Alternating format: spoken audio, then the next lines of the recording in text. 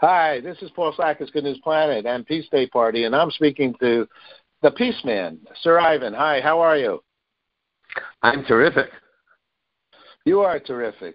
You know, you're a great humanitarian for the world of peace, and everywhere you go, peace is in your soul from all the times I've known you for many, many years. Where does that come from in you? My late father was a Holocaust survivor, spent 2 years in Auschwitz, was on 2 death marches, and then was liberated from Mauthausen, another extermination camp. And at that point, 59 of my relatives were murdered by the Nazis simply because they were Jewish.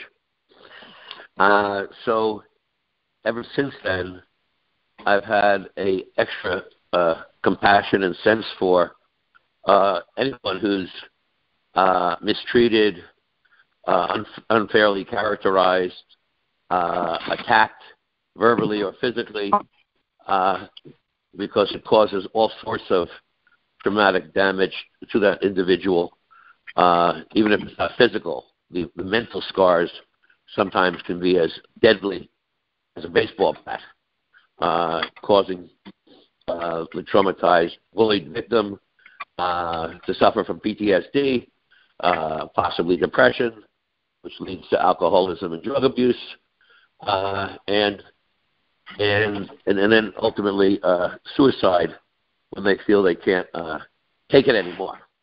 So I think this is a worthy battle to fight. It's particularly as bad as it is in the teenage high school community across the country. It's even worse for teenagers in the LGBT community. So I do whatever I can for them too. People don't realize that the transgender contemplated and attempted suicide rate is 41%. So it's a scary figure to know that because somebody was born different, acts different, looks different, speaks different, or whatever, that they're forced to feel that they can't fit in this world, have no friends, and have no choice but to end it. So it's an urgent need, because every day I can prevent someone from becoming a bully or help a victim of who's been bullied. I save a life, and if I can save one life, I can save many lives. So that's why I've devoted my life to this. You've just been recognized in the city of Miami with an extremely important award. Tell us about that, please. Well, the mayor's office and Commissioner Michael Gongora, the whole commission, presented me with a proclamation declaring that forever Miami Beach, December 12th in Miami Beach, will be known as Sir Ivan Wilzig Day. So it's something very special that they recognized the work that I do against bullying, and it meant a lot to me to receive that award, and it just inspired me even more to do bigger and better things. Now you do this. You live here in the New York area, I guess in the Florida area, but you permeate throughout the world. You recorded some songs. Tell us a little bit about your musical career. I just got a statistic that was pretty exciting. That I had received just in 2018 113,000 streams of my song. I added 6,000 new fans to my music, and for me the most exciting was that it was spread out over 60 countries, where I had at least a few fans, because it's all measured and recorded, so you know exactly what city and what state in the country or what country they're listening to your music or buying your music. So that was a thrill to know that I am reaching people all over the world, and that's because I've carved myself a special niche in the music world. I pretty much focus on reinventing and the most iconic anti-war songs and peace songs from the 60s, from the Woodstock days, and turn slow, iconic rock ballads into high-energy dance records for the nightclubs all over the world and the radio stations, too. So by focusing, since I've never done it for the money, but always for the love of music and for the love of mankind, I get a little extra support because they support the cause, and they know that the messages, the lyrics of these songs literally showed that the pen is mightier than the sword, because they helped to end the Vietnam War when all the protests were going on in America. So it's the importance of lyrics, the power they have to motivate people, inspire people, and change people's minds cannot be underestimated. I agree, big time. You know, we're involved with Woodstock. We're creating a movie. I don't know if you know much about that, but it's called Woodstock Forever, Peace, Love, and Hope. We did with Richie Havens the 20th anniversary of Woodstock here in Manhattan in Times Square. We actually had planned to do it in Central Park, and I had PBS agreed, Central Park agreed. I just couldn't raise the money. Actually, we're hoping to do that here this year, next year, 2019, but being the 50th anniversary of Woodstock. And I know that you've even had many events under Woodstock. I remember seeing the movie Woodstock at your house playing at one of your, yes, what are those events called? Well, that event at my castle in the Hamptons was, I nicknamed the party Beatstock. B-E-A-T, Beatstock, instead of Woodstock. I called it Castle Stock.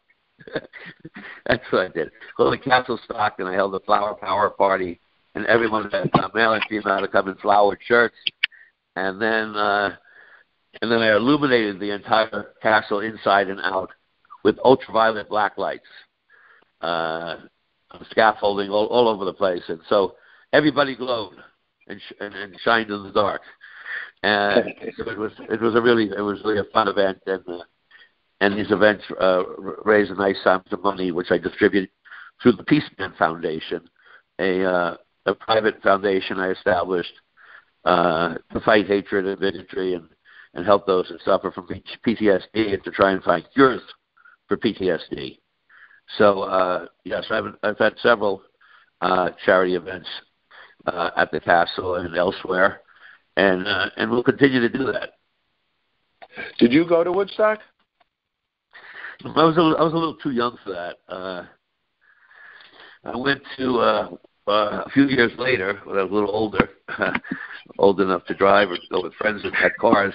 I went to Watkins Glen, up in the upstate, at a racetrack, a famous racetrack at Watkins Glen, and car racing.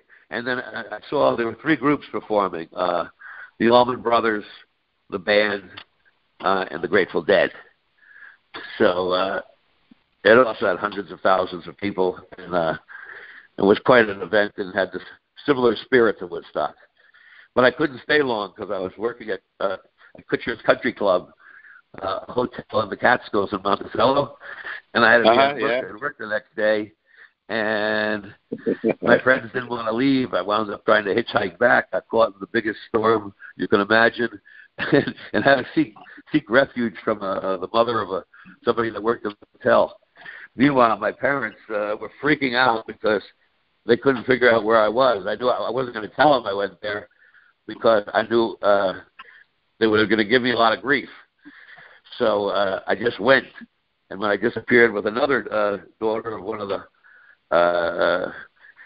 principals in the summer camp up there, it was like, where are they, and why aren't they back, and why haven't we heard from them?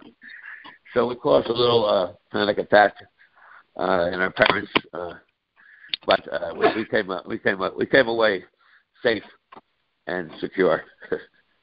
All right. And let me ask you, what does this mean to you, though? Even if you didn't go to it, what did it mean? What does it symbolize to you? Well, it was a gathering where love was in the air, and it was you could tell that each band that performed had a love for the audience had a love for the band, and it was music. It was music, it was dancing, the things that unite us all globally, which is what the focus of all our energies and attention should be, rather than killing and wars and rapes and murders and terrorist attacks. If the world would just lay down their arms and start singing and dancing together, it would be a much happier planet. There you go. Well, just a quick question. I think I just played on the radio, and you've been laser focused on peace. What does this mean to you, sir? What does what mean to me? You're cutting in and out. I know I got the problem with it. What does it mean to? What does what mean to me? Peace. Peace. Peace to me. The solution for peace was given to us by John Lennon years ago in the lyrics of his iconic song Imagine, which is what launched my career, and I did it again 15 years later because the planet still hasn't learned to get along. And I took Imagine and turned it into a dance record twice. Once it was released in 2001 by Tommy Boy Music, and then I did it again 15 years later on my own label, Peaceman Music.